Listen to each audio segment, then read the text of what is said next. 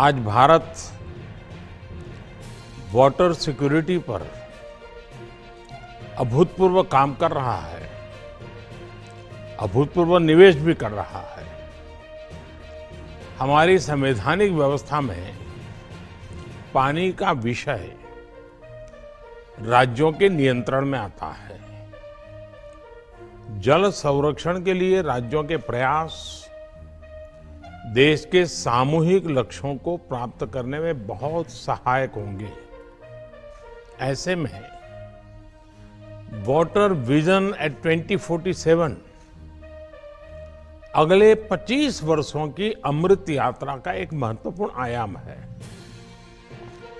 साथियों, इस सम्मेलन में होल ऑफ द गवर्नमेंट और होल ऑफ द कंट्री इसके विजन को सामने रखकर चर्चाएं होना बहुत स्वाभाविक और आवश्यक भी है। होल ऑफ गवर्नमेंट का एक पहलू ये भी है कि सभी सरकारें एक सिस्टम की तरह, एक ऑर्गेनिक एंटिटी की तरह काम करें। राज्यों में भी विभिन्न मंत्रालय जैसे जल मंत्रालय हो, सिंचाई मंत्रालय हो, कृषि मंत्रालय हो, ग्रामीण विकास मंत्रालय हो, पशुपालन का विभाग हो, उसी प्रकार से शहरी विकास मंत्रालय, उसी प्रकार से आपदा प्रबंधन, यानी कि सबके बीच लगातार संपर्क और संवाद और एक क्लैरिटी, विजन, ये होना बहुत आवश्यक है। अगर विभागों को एक दूसरे से जुड़ी जानकारी होगी, उनके पास पूरा डेटा होगा, तो उन्हें अपनी प्लानिंग में भी मदद मिलेगी। साथियों, हमें ये भी समझना होगा कि सरकार के अकेले प्रयास से ही सफलता नहीं आती। जो सरकार में है, उन्हें इस सोच से बाहर निकलना होगा कि उनके अकेले के प्रयास से अपेक्षित परिणाम मिल जाएंगे। इसलिए जल संरक्षण से जुड़े अभियानों में जनता जनार्दन को, सामाजिक संगठनों को, सिविल सोसाइटी को भी ज्यादा से ज्यादा हमें जोड़ना होगा, साथ लेना होगा। जन भागीदारी का एक और पक्ष है और उसे भी समझना बहुत जरूरी है। कुछ लोग सोचते हैं कि भाई जन भागीदारी यानी लोगों पर ही सारी जिम्मेदारी थोप देना, जन भागीदारी को बढ़ावा देने से सरकार की जिम्मेदारी कम हो जाती है। हकीकत ऐसी नहीं है, जवाबदेही कम नहीं होती। जन भागीदारी का सबसे बड़ा लाभ ये होता है कि जनता जनार्दन को भी ये पता चलता है कि इस अभियान में कितनी मेहनत हो रही है, कितना पैसा लग रहा है, इसके कितने पहलू होते हैं। जब किसी अभियान से जनता जुड़ी रहती है तो उसे कार्य की गंभीरता का पता चलता है, उसके सामर्थ्य का पता चलता है, उसके स्केल का पता चलता है, संसाधन कितने लगते हैं उसका पता चलता है। इससे जनता में जब ये सब देखते हैं, इन्वॉल्व होते हैं, तो ये इस प्रकार की योजना हो या अभियान हो, एक सेंस ऑफ ओनरशिप आती है। और जो सेंस ऑफ ओनरशिप जो है ना, वो सफलता की सबसे बड़ी कुंजी होती है। अब आप देखिए, स्वच्छ भारत अभियान कितना बड़ा उदाहरण है। स्वच्छ भारत अभियान में जब लोग जुड़े तो जनता में भी एक चेतना आई, जागृति आई।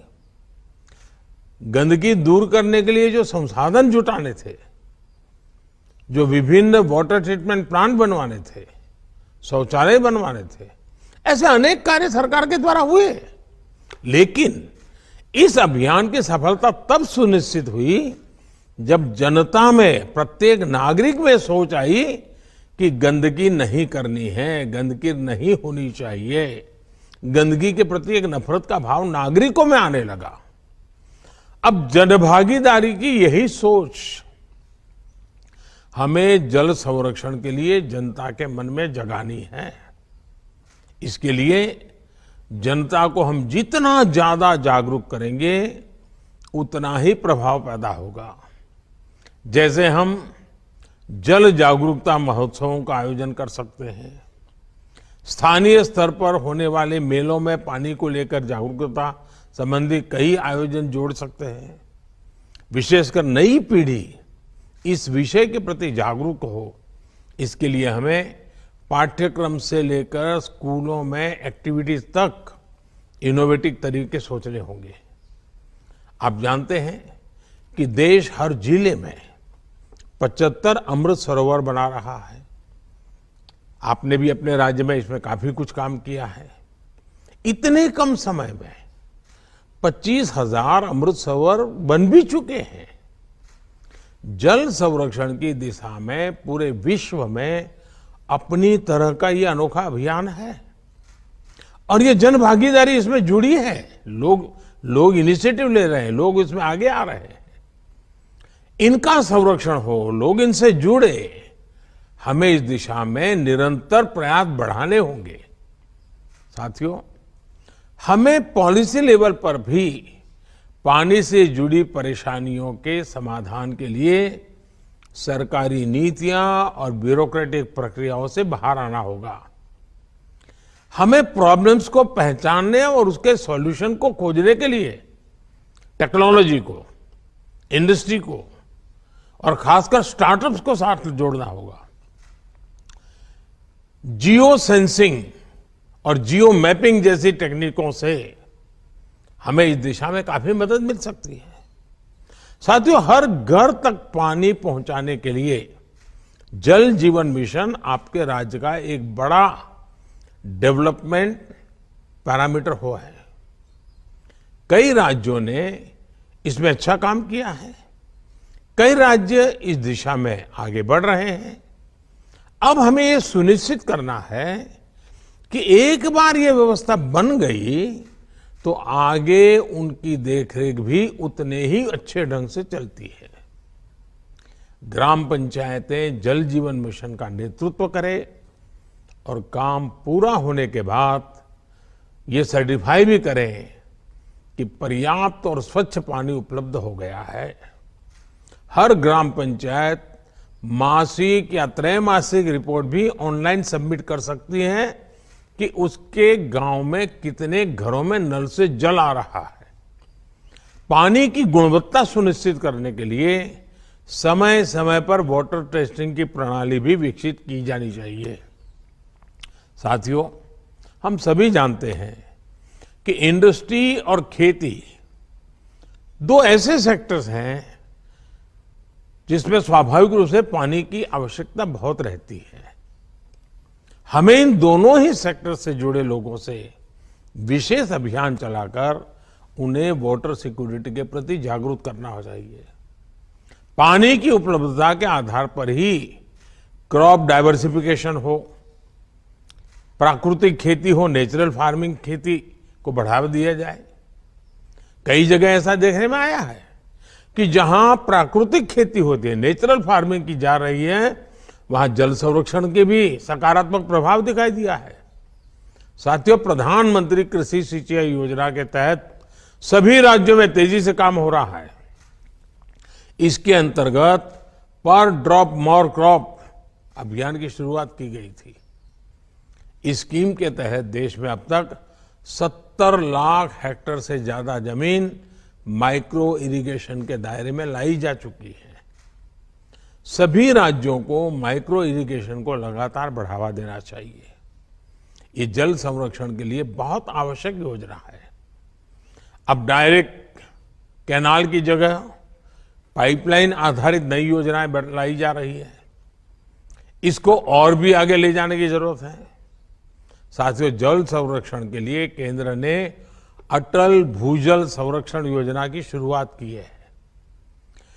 ये एक संवेदनशील अभियान है और इसे उतनी ही संवेदनशीलता से आगे बढ़ाने की जरूरत है। भूजल प्रबंधन के लिए बनाए गए प्राधिकरण सख्ती से इस दिशा में काम करे, ये भी जरूरी है।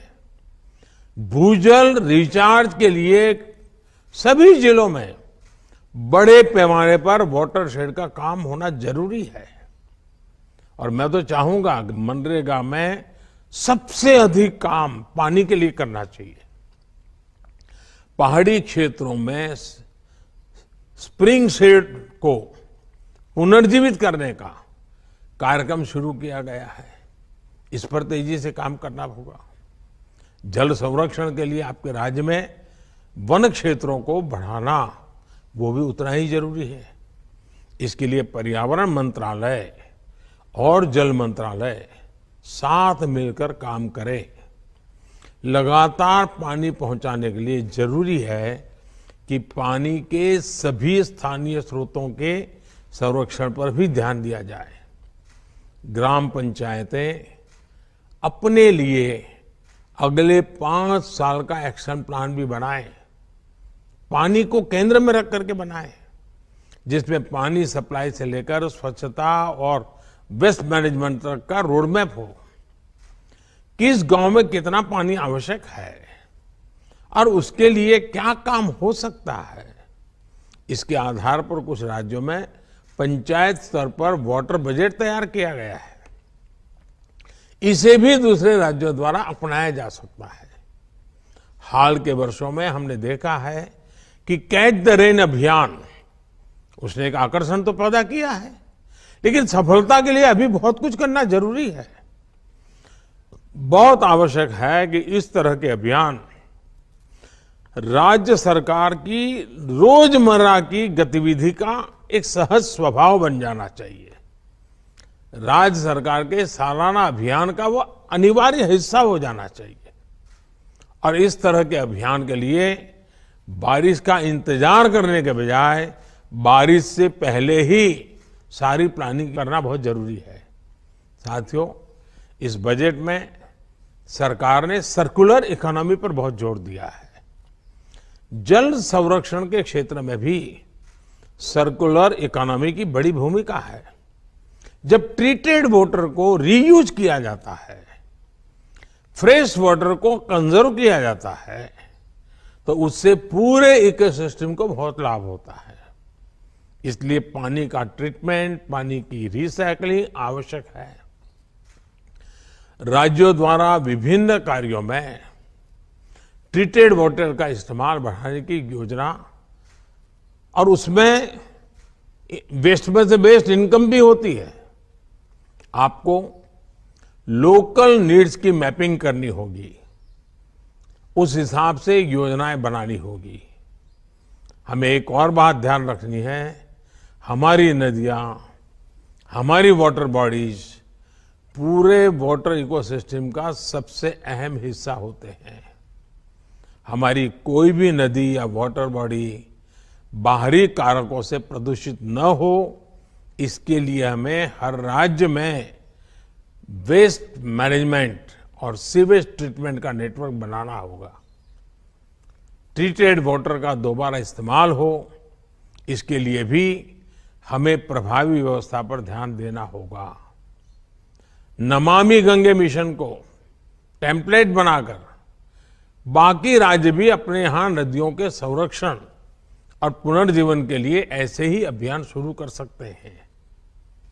साथियों, पानी कोलैबोरेशन और कोऑर्डिनेशन का विषय बने, राज्यों के बीच कोऑपरेशन का विषय बने, यह है हम सबकी जिम्मेदारी है। और आप तो देख रहे हैं एक और इशू, अर्बनाइजेशन बहुत तेजी से बढ़ रहा है। बहुत तेजी से हमारी आबादी अर्बनाइजेशन की दिशा में बढ़ने वाली है। अर्बन डेवलपमेंट इतना तेजी से होता है तो पानी के विषय में अभी से सोचना पड़ेगा। सीवेज की व्यवस्था अभी से सोचनी पड़ेगी, सीवेज ट्रीटमेंट की व्यवस्था अभी से सोचनी पड़ेगी। शहरों के बढ़ने की जो गति है, उस गति से हमें और गति बढ़ानी पड़ेगी। मैं आशा करता हूं कि हम इस समिट में हर एक के अनुभव को साझा करेंगे। बहुत ही सार्थक चर्चा होगी, निश्चित कार्य योजना बनेगी और एक संकल्प बन करके आप इसको सिद्धि प्राप्त करने के लिए आगे बढ़ेंगे। हर राज्य अपने राज्य के नागरिकों की सुख सुविधा के लिए, नागरिकों के कर्तव्य पर भी बल देते हुए और सरकार का पानी के प्रति प्राथमिकता वाला काम अगर हम करेंगे तो मुझे विश्वास के साथ कह सकता हूं कि इस वाटर कॉन्फ्रेंस के लिए हम एक बहुत आशाओं के साथ आगे बढ़ेंगे। मेरी आपको बहुत बहुत शुभकामनाएं हैं। धन्यवाद।